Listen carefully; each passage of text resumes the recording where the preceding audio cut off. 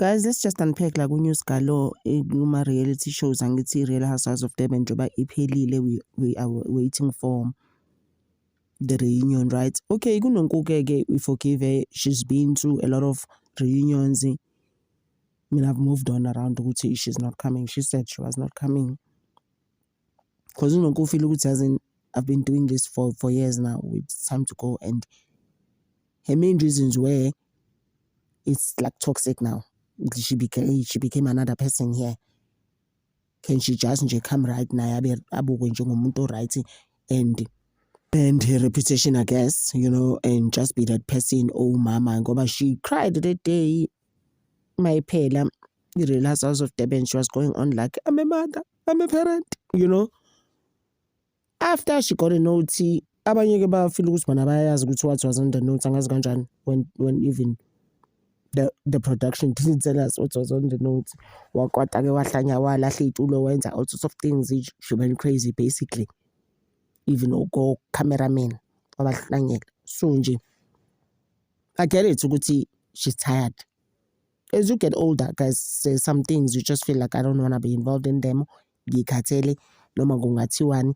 I don't want to even overshare my things and share. It's okay, this is what I'm going through. This is what's going on. You just like, no, ngikhathele. Uyibeke nje kanjalo vele wathi umuntu osekhathele ngapha futhi noJojo ngithi they've broken up. Kuningi, guys, you know. Even on that premiere Ilembe season 2, I never saw her. Angimbonanga, ngibone nje uJojo nobhube wakhe. So naku-ke futhi ezinye izintsha-ke futhi on top of that, uMini bathi naye uclaima ukuthi she won't come to the reunion, I mean.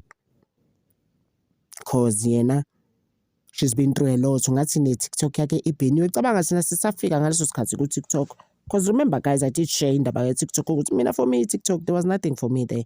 Because I just felt ukuthi I cook oqala TikTok. Even on top of my struggles with YouTube, why would I wanna have something engabhadali? Ukubona lonto. So many times I used to put it and then delete it. I think 3 times now until I put it again about a week ago, because the Minister of Communications, Usoli Malat, had said ukhulumile nabo eDavos abantu beTikTok and in Switzerland in Davos ukuthi South Africans, because enza noma piano and stuff, why don't you just pay them? Piano nwaze lapho ngoba nwaze ngathi konke ama-Africans, South Africans are like the best when it comes to TikTok with 17 million followers. Should I say subscribers? Yeah, maybe let's put it that way. The next thing, you don't even pay them. So I was just like, you know what, let me start now then with the TikTok. Something that's gonna make sense. But guys, kuba nama 1 million followers on TikTok when you're not paid enough for me. Didn't really make sense. Just as much as I think now maybe I should have started earlier so that I can also use it for advertiser and do other things with it, you know. But at the time, I just thought, no, I'm getting. So ke guys, sisakhuluma ke indaba kaMini. KuMini ke ngathi ubheniwe ku TikTok ngoba abantu ngathi bamcelile ku TikTok ukuthi ubesihlukumeza uEbuleya uLondi London. Kusho ama-followers kaLondi London lawo ngiyacabanga because uLondi London also has a lot of followers, especially on Instagram and TikTok. I think I've never seen her TikTok account. Like I'm saying, I wasn't on TikTok, guys. So ngathi yabhenwa kanjalo ke i-TikTok yakhe akasenayo i-TikTok account. So nje I feel ukuthi she's been through a lot for the past at least 3 weeks. She's gone through the most. She's just like, you know what, mina nginami ngathena. But uyabona ukuthi that's unfair on our part, especially thina review ama-reality shows. It's like, why were you there then? Because we feel ukuthi you were not even a housewife. The next thing, this is you now. This is who you've become. You don't want to come to the reunion. What was your beef with Londi London? The next thing I will say is now. How unfair is that, guys? Please let me know. Please comment, guys. Lo mama lo abathi uMini wenzani. Because vele, besides ukuthi she works for Ikakasi FM, we wanted to know more about her. coming to the reunion was gonna give us another light. But thina sivele sabona umuntu ovela afike kwishow ahlangahlanganisa abantu. Angithi waqala ngoPrecious Khumuni.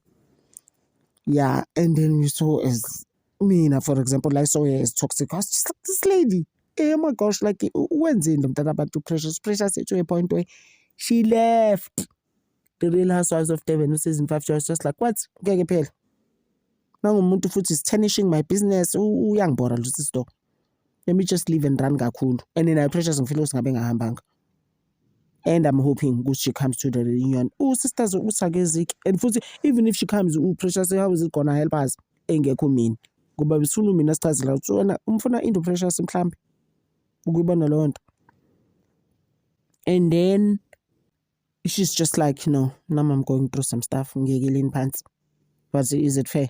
Uyayibona lo nto. So ngime lapho ngendaba yakhe. Mhlambi sazobe iqhamuke and unfold like how stuff would start off kancane and then they start unfolding indaba vele benkulu zikhali. Yey kuvele kube kuningi yakhe after that eMzansi. But let's just see how that unfolds indaba kaMini. Ngoba besimfuna kule reunion. Kusazobe sichazela kahle ukuthi kanti kahle ubani ngoba thina besingamazi nakangako like how that gay friend of Londi London was like, even here in Durban, we don't know you. Who knows you? Athi ukahle wena Londi London soba ngitshela ukuthi umuntu. Thina some of us, we don't lie on our backs to make money. We stand on our feet. Kodwa guys bakusho ukuthini lokho ngempela? Futhi guys yazini. Yabona Real Housewives of Durban, I tell you, finally we needed some spiciness. Just took other directions. I was just like, awangeke guys. So uningi manje wakungibona ngilele ngomhlanje ngempela ngenza imali. Wangibona like ngamehlo. Athi please wena Londi ukutrenda, ufuna ukutrenda like when you believe in trending, for you that's like the best thing. Trending, I mean on social media. Tu Londi wakatrenda phike wena. What's really bro? You thrive on trending? I don't have to trend anywhere. But I was just like, guys, whatever. So ngizokwenza ngime lapho ngaleso story, guys. Thank you so much. Thanda over.